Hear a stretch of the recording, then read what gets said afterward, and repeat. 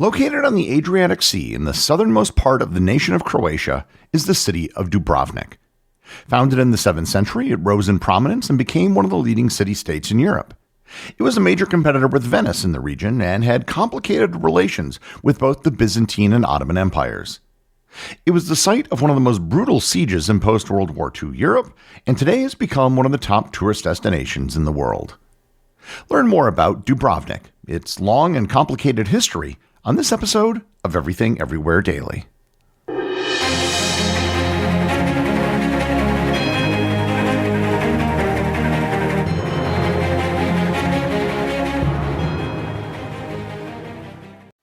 This episode is sponsored by Quince. If you've been listening to the show for even a little while, you've heard me talk about Quince.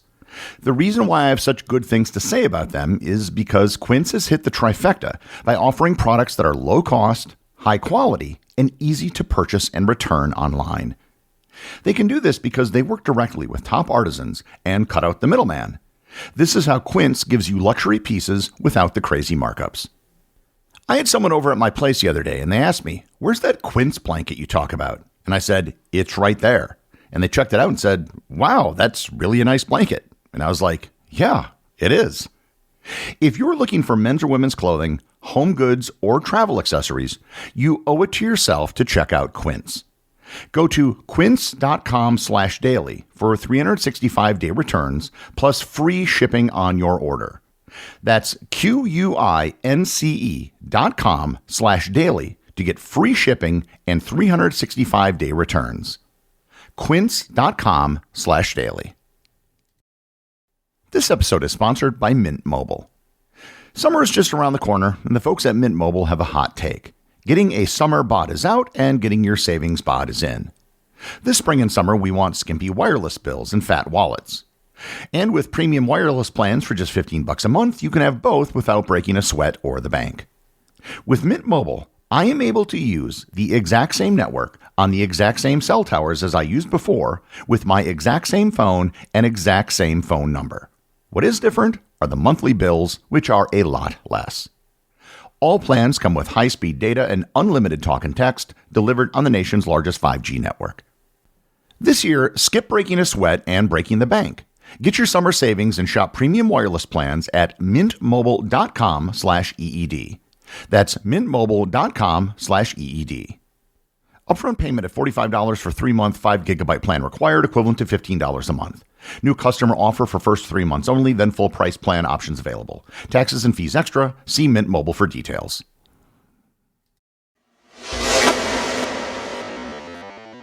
If you've ever been to Dubrovnik, you know how special a place it is.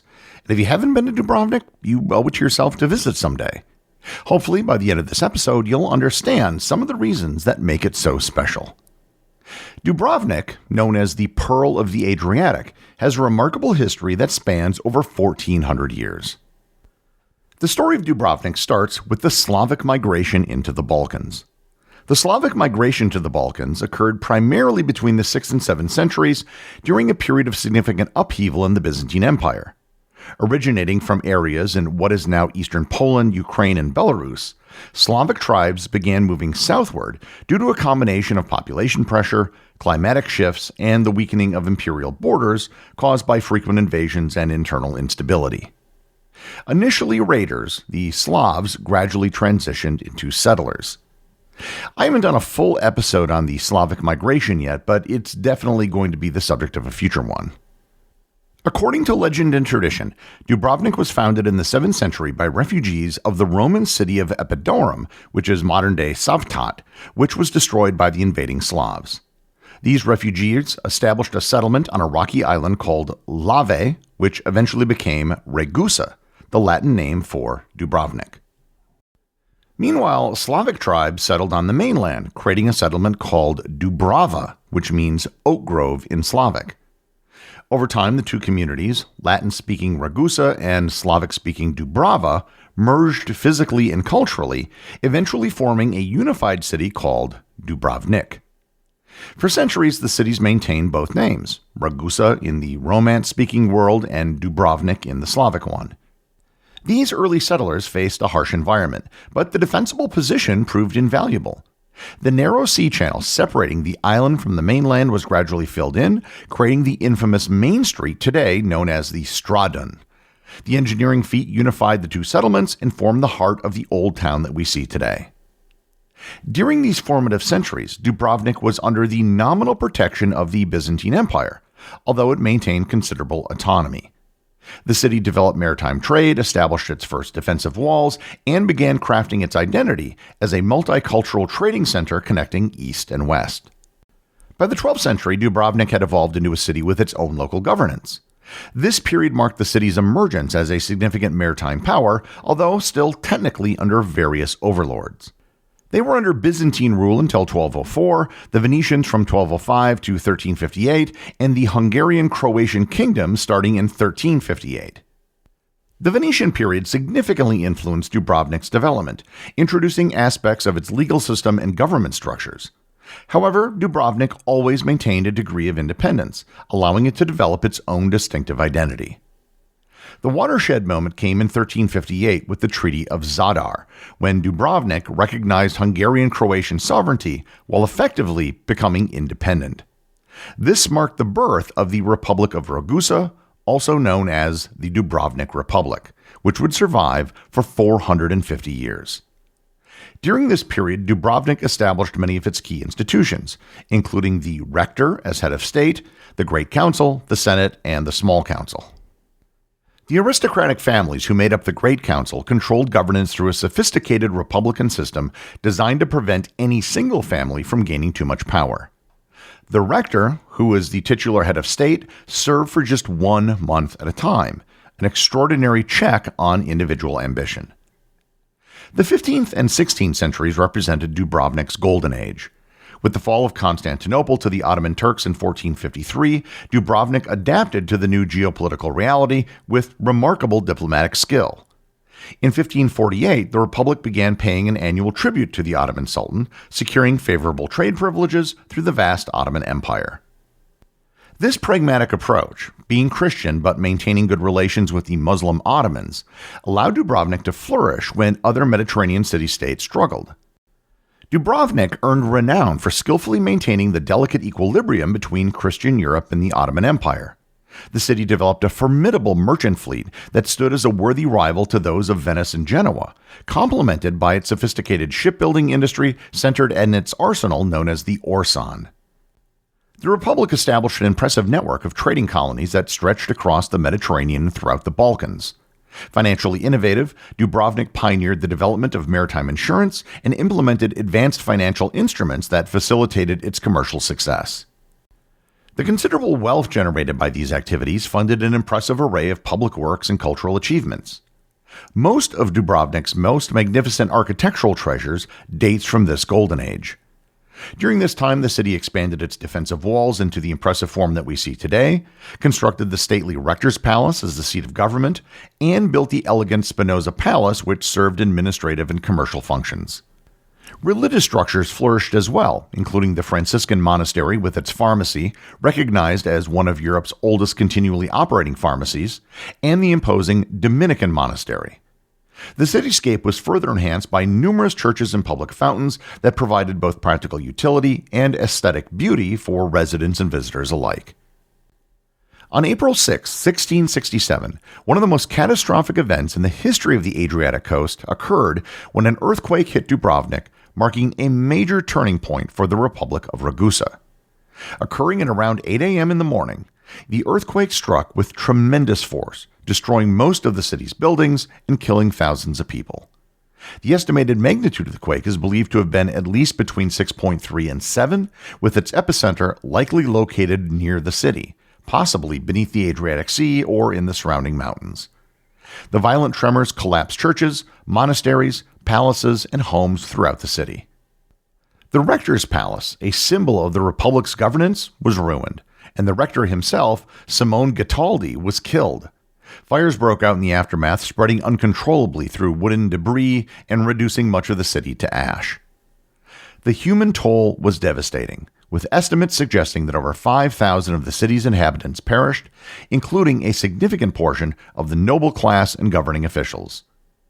The damage was not confined just to land. The sea also reacted violently, producing waves that damaged ships and harbor infrastructure, adding to the sense of total ruin. Dubrovnik's famed archive, containing centuries of official records, was mostly destroyed in the chaos, resulting in an immense cultural and administrative loss. In the aftermath, the Republic of Ragusa was faced with a near-total collapse of its physical and political structure. Yet despite the overwhelming destruction, the city and the people began to rebuild. Survivors reestablished the government and commenced reconstruction, favoring Baroque architectural styles that now define much of the city's historic core. Nevertheless, the earthquake marked the beginning of Dubrovnik's decline as a maritime and diplomatic power. Here I should note that if you look at a map, one of the things you might not notice until you really zoom in is that Dubrovnik and the part of Croatia surrounding it are not connected to the rest of the country. This is because there is a very small strip of land belonging to Bosnia and Herzegovina called Neum that splits Croatia and reaches the sea. This geographical anomaly dates back to 1699 and the Treaty of Karlowitz, which ended a war between the Ottoman Empire and the Habsburg monarchy and its allies. Those allies included the Republic of Dubrovnik. At that time, Dubrovnik voluntarily ceded Neum and the nearby area of Sutorina to the Ottomans to create a small buffer zone between itself and the Venetian Republic, which had gained control over much of Dalmatia. This move was intended to preserve Dubrovnik's independence by preventing a direct land border with Venice. Through all the changes in the last 325 years, that small bit of land has remained to this day. Throughout the 18th century, Dubrovnik's status declined as important trade routes shifted from the Mediterranean to the Indian and Atlantic Oceans. Centuries of Dubrovnik deftly using diplomacy to maintain its de facto independence came to an end in 1806 when Napoleon arrived at the city's gates. Napoleon officially abolished the Republic of Ragusa, integrating it into the Illyrian provinces of the French Empire. French rule brought modernizing reforms, but also hardship under the continental system. After Napoleon's defeat, the Congress of Vienna in 1815 awarded Dubrovnik to the Habsburg Empire, and it became part of the Austrian province of Dalmatia. It remained part of the Austrian Empire, later called the Austro-Hungarian Empire, until the end of the First World War. After the war, it became part of the new Kingdom of Serbs, Croats, and Slovenes, which then became Yugoslavia in 1929.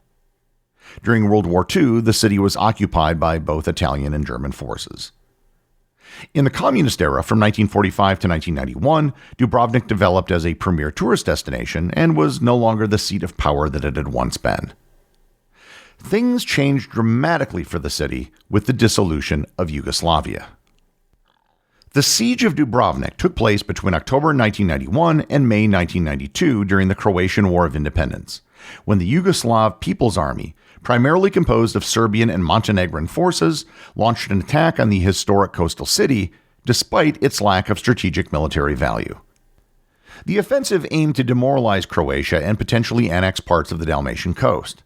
Dubrovnik was quickly surrounded by land and sea and subjected to a naval blockade and continuous shelling. The bombardment caused significant damage to the city, including to its UNESCO-protected Old Town, and drew widespread international condemnation, particularly after heavy shelling on December 6, 1991. Although Dubrovnik had minimal military defenses, local Croatian forces and volunteers managed to hold off a ground invasion. Civilians endured months of isolation, living without regular access to food, electricity, or medical care under constant threat of attack.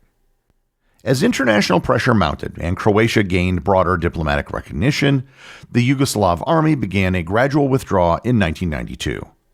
By the end of the year, Croatian forces had regained control of the surrounding region. Since the war, Dubrovnik has been extensively restored and has become one of Croatia's most important tourist destinations. Its well-preserved medieval architecture, historic city walls, and location on the Adriatic Sea attracts millions of visitors annually. Dubrovnik's cultural significance continues to this day, bolstered by its use as a filming location for television and movies, most famously as King's Landing in Game of Thrones. It's become one of the most popular tourist attractions in the Mediterranean as a result. Historically, what makes Dubrovnik unique is that it was able to obtain power and remain autonomous without having any significant military. They managed to do it via trade and diplomacy. And for hundreds of years, it worked. Until it didn't. It was also able to straddle the worlds of East and West. They coexisted with the Christian and Islamic world, the Catholic and Orthodox world, and the Slavic and Latin world. Its legacy and location along the Adriatic Sea are one of the reasons why it remains such a popular filming location and tourist destination today. The executive producer of Everything Everywhere Daily is Charles Daniel. The associate producers are Austin Oakton and Cameron Kiefer. I want to thank everyone who supports the show over on Patreon. Your support helps make this podcast possible. I'd also like to thank all the members of the Everything Everywhere community who are active on the Facebook group and the Discord server. If you'd like to join in the discussion, there are links to both in the show notes. And as always, if you leave a review or send me a boostagram, you too can have it read on the show.